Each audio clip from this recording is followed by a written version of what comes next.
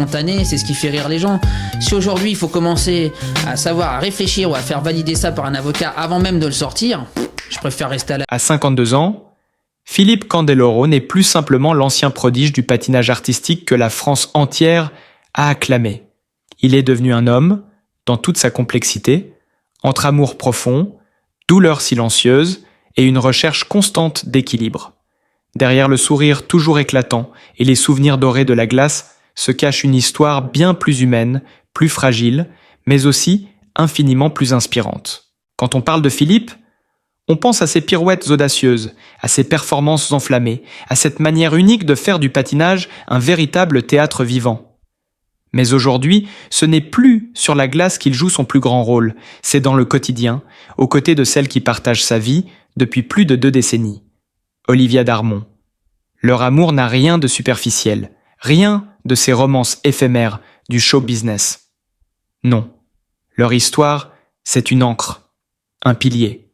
Olivia est là depuis le début, bien avant que les projecteurs ne s'éteignent, bien après les acclamations.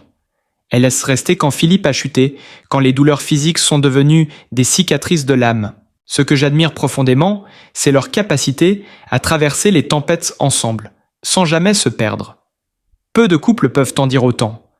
Dans un monde où tout va vite, où la célébrité dévore les liens humains, ils ont construit une forteresse. Non pas à l'abri des épreuves, mais assez solide pour les affronter main dans la main. Il faut le dire, Philippe a souffert. Longtemps. Les blessures au dos, aux genoux, les années d'efforts extrêmes ont laissé des séquelles. Mais ce qui me touche le plus, ce n'est pas la douleur elle-même, c'est la manière dont il l'a toujours cachée pour préserver les siens. Ce silence, cette pudeur face à la souffrance, c'est ce qui révèle le vrai courage d'un homme. Olivia l'a souvent dit. Il voulait nous protéger, même quand il avait mal à en pleurer.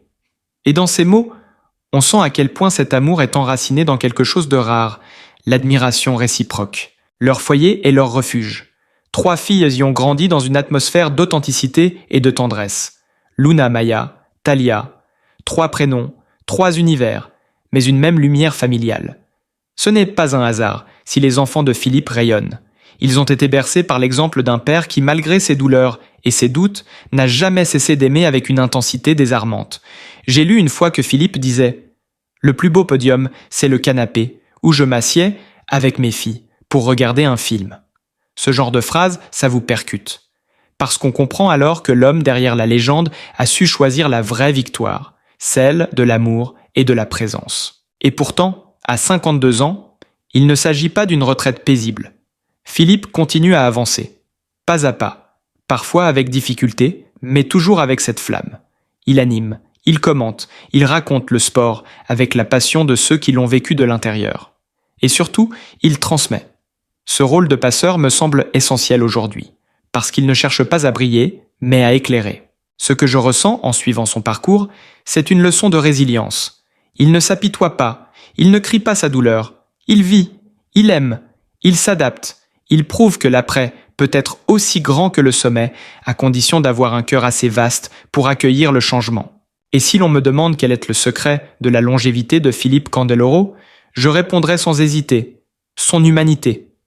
Il ne s'est jamais perdu dans le miroir de la gloire.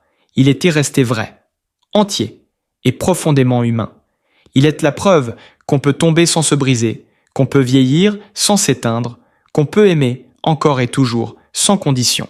Dans un monde de façade, Philippe et Olivia nous offrent une vérité simple mais puissante. L'amour fidèle, la famille soudée, le respect de soi malgré les failles. Et si vous me demandez ce que j'en pense, je dirais que c'est peut-être là le plus beau des spectacles. Pas sur la glace, mais dans le regard de ses filles, dans la main serrée d'Olivia, dans les silences partagés au coin d'un salon. Là, dans ces instants invisibles pour le public, brille la vraie lumière de Philippe Candeloro. Et pourtant, malgré toutes ces années sous les projecteurs, Philippe Candeloro n'a jamais cessé d'étonner. Non pas par de nouveaux exploits sportifs, son corps en a payé le prix, mais par la richesse de son parcours humain. Car une fois la glace quittée, ce n'est pas le silence qu'il a trouvé, mais une nouvelle scène, celle de la vie, de la transmission, de l'écoute. Je me souviens de cette interview, il y a quelques années, où il disait en souriant « Aujourd'hui, je ne patine plus, mais je glisse toujours. sur les défis de la vie. Cette phrase, avec toute l'ironie qu'on lui connaît, cache pourtant une vérité profonde. Philippe Candeloro n'est pas du genre à rester figé. Il avance, il se réinvente. Dès la fin de sa carrière professionnelle, Philippe aurait pu choisir le confort. Disparaître peu à peu de la sphère publique, vivre paisiblement entouré de sa famille. Mais ce n'est pas lui. Il a choisi d'embrasser une nouvelle mission, celle de vulgariser le sport, de commenter, de transmettre sa passion à travers les écrans. Que ce soit lors des Jeux Olympiques ou d'émissions de télévision, il a toujours cette même énergie, cette fougue, ce franc-parler parfois déroutant, mais toujours authentique. Il est resté fidèle à lui-même et c'est peut-être ça le plus admirable. Mais la vie médiatique, elle aussi, a ses pièges. L'âge venant, les critiques changent de ton. Certains regrettent ses prises de position trop directes, d'autres le jugent has-been. Mais Philippe s'en moque. Il répond, comme toujours, avec le sourire. Et surtout, il ne triche pas. Ce que vous voyez à l'écran, c'est ce qu'il est dans la vie. Pas de masque, pas de posture. Juste lui, avec ses qualités, ses défauts, et cette capacité rare à faire rire tout en faisant réfléchir. Ce qui me touche encore plus profondément, c'est son engagement discret mais sincère envers les jeunes générations. Dans des écoles, des clubs, des associations, il partage son expérience, parle d'efforts, de discipline, mais aussi de chutes, de douleurs, de reconstruction. Il n'édulcore rien. Il veut que les jeunes comprennent que la réussite ne se mesure pas qu'en médailles, mais en courage, en résilience, en capacité à rester debout quand tout vacille. Et puis, il y a son rôle de père. Là encore, il ne joue aucun rôle. Il est juste présent. Il écoute, il conseille, il rit, il pleure parfois, mais toujours avec le cœur. Luna, l'aînée, est devenue une artiste sensible. Maya s'épanouit dans le sport et Talia, le petit soleil de la famille, illumine leur journée par sa spontanéité.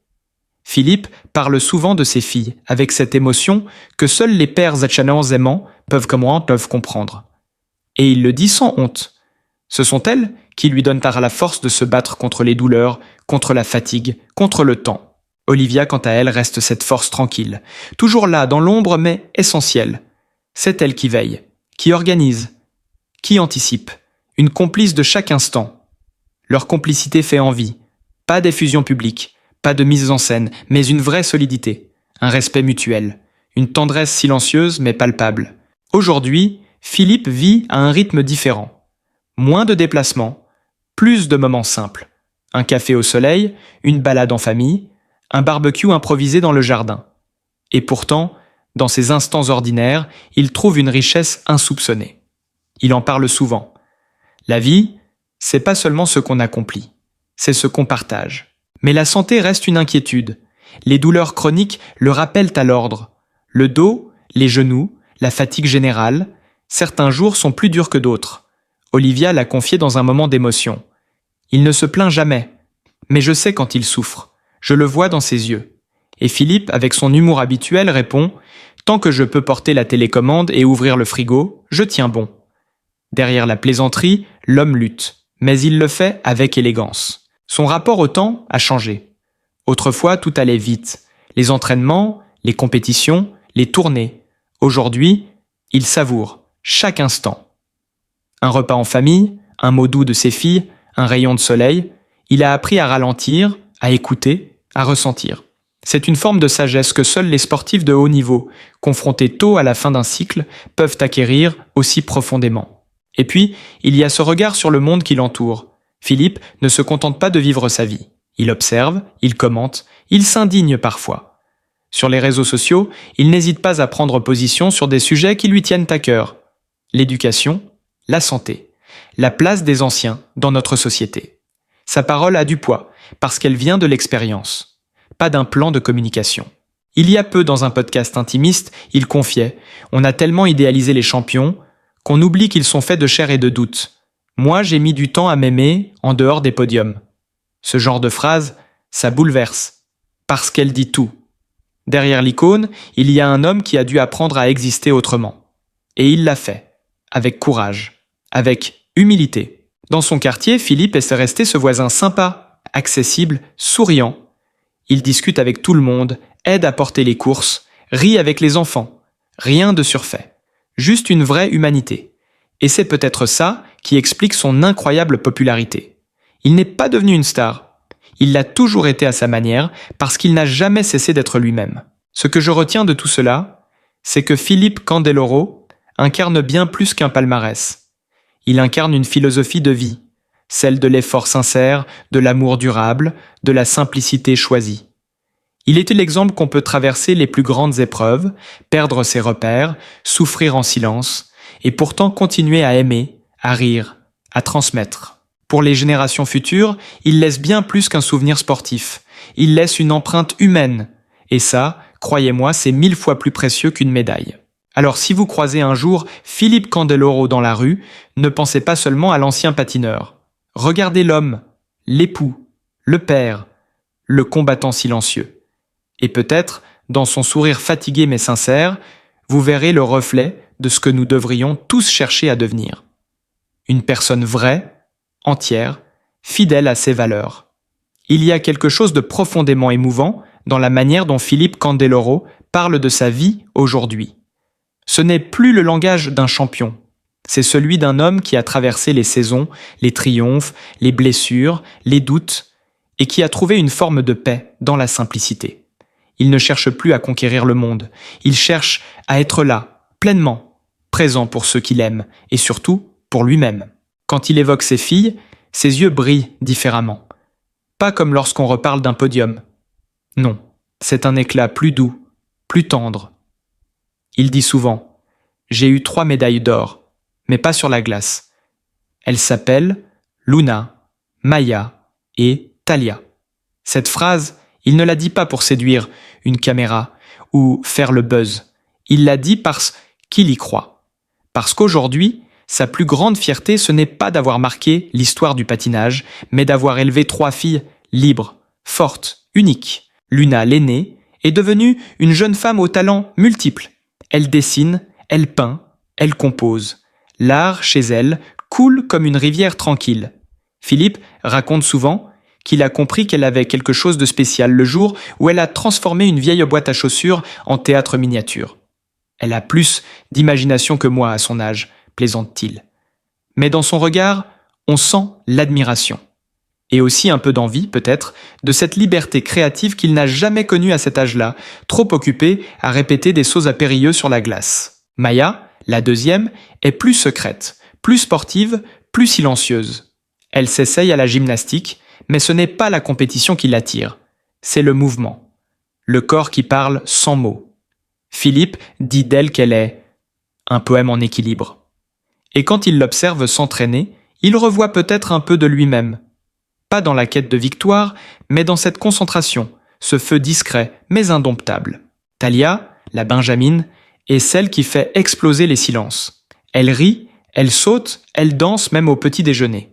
Elle apporte ce souffle d'enfance que Philippe pensait avoir perdu à jamais. C'est elle qui lui pose les questions les plus simples, mais aussi les plus profondes. « Papa, pourquoi t'as arrêté de patiner ?» Et lui, chaque fois, doit chercher une réponse. Pas technique, pas sportive. Une réponse humaine. Parce que Thalia veut comprendre, pas les règles du sport, mais celles de la vie. Et c'est là que réside le plus grand changement de Philippe. Il est devenu un homme de transmission. Non pas par des discours pompeux, mais par sa manière d'être, de raconter, d'écouter. Aujourd'hui, il enseigne moins la perfection technique que la résilience. Il explique comment on se relève, comment on vit quand les projecteurs s'éteignent, comment on s'aime quand on ne brille plus. Je me souviens d'un moment, lors d'une conférence pour de jeunes athlètes, où Philippe a surpris tout le monde. On s'attendait à ce qu'il parle de performance, de mental de champion, d'endurance.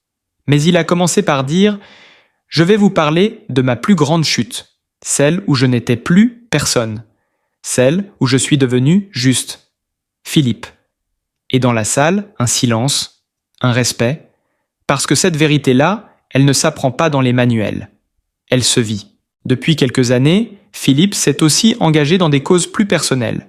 La santé mentale chez les sportifs, les douleurs invisibles, la reconversion après la carrière. Ce sont des sujets qu'il connaît de l'intérieur. Et il n'a pas peur d'en parler. Pendant longtemps, je me suis senti inutile. Je n'avais plus de glace sous mes pieds. Et puis j'ai compris que je pouvais encore toucher les gens. Mais autrement. C'est cette capacité à se réinventer qui force l'admiration. Il n'a pas cherché à redevenir ce qu'il était. Il a accepté de devenir autre. Il anime, il écrit, il intervient dans des écoles. Parfois, il accompagne même des jeunes sportifs dans leur préparation mentale. Pas pour leur apprendre à gagner, mais pour leur apprendre à ne pas se perdre. Ce qui me touche dans cette nouvelle phase de sa vie, c'est la manière dont Philippe assume sa vulnérabilité. Il ne cherche plus à être le héros invincible. Il accepte ses failles. Il en fait même une force. Il ose dire qu'il a eu peur, qu'il a douté, qu'il a pleuré. Et c'est justement pour cela qu'il est si puissant. Parce qu'il est vrai. Dans les médias, il apparaît moins souvent qu'avant. Mais quand il parle, on l'écoute. Pas parce qu'il crie. Parce qu'il murmure des choses essentielles. Sur le temps qui passe, sur l'amour qui dure, sur les enfants qui grandissent trop vite, sur le courage qu'il faut pour rester soi-même dans un monde qui vous pousse à devenir un personnage. Philippe Candeloro. Aujourd'hui, c'est un homme en paix avec ses contradictions. Il n'a pas tout réussi. Il a fait des erreurs. Il en fait encore, mais il avance. Avec sincérité. Avec humour. Avec ce petit grain de folie qui ne l'a jamais quitté. Et dans cette époque où tout semble devoir aller vite, être parfait, briller sans cesse, il nous offre un contre-exemple salutaire. Il nous rappelle que l'essentiel est ailleurs, dans les gestes simples, dans les mots vrais, dans les silences habités, dans les regards qu'on échange autour d'un dîner de famille. Ce qu'il construit aujourd'hui, ce n'est plus une carrière, c'est une trace, une empreinte, quelque chose qui restera longtemps après que les projecteurs se seront éteints. Et peut-être que c'est là, sa plus grande réussite. Alors oui, Philippe Candeloro n'est plus l'athlète flamboyant des années 90, mais il est devenu quelque chose de bien plus fort. Un homme debout, vrai, profondément humain. Il nous rappelle que la victoire la plus précieuse, c'est celle que l'on remporte sur soi-même. Son parcours, c'est un témoignage d'amour, de résilience, de transformation, une leçon silencieuse mais puissante. Si cette histoire vous a touché, n'hésitez pas à liker cette vidéo, à la partager autour de vous et surtout à vous abonner à notre chaîne. Ici, nous mettons en lumière ceux qui ont su briller autrement. Parce que la vraie grandeur ne s'efface jamais. Elle change de forme, mais reste vivante dans chaque regard, chaque mot, chaque souvenir. À très vite pour une nouvelle histoire inspirante.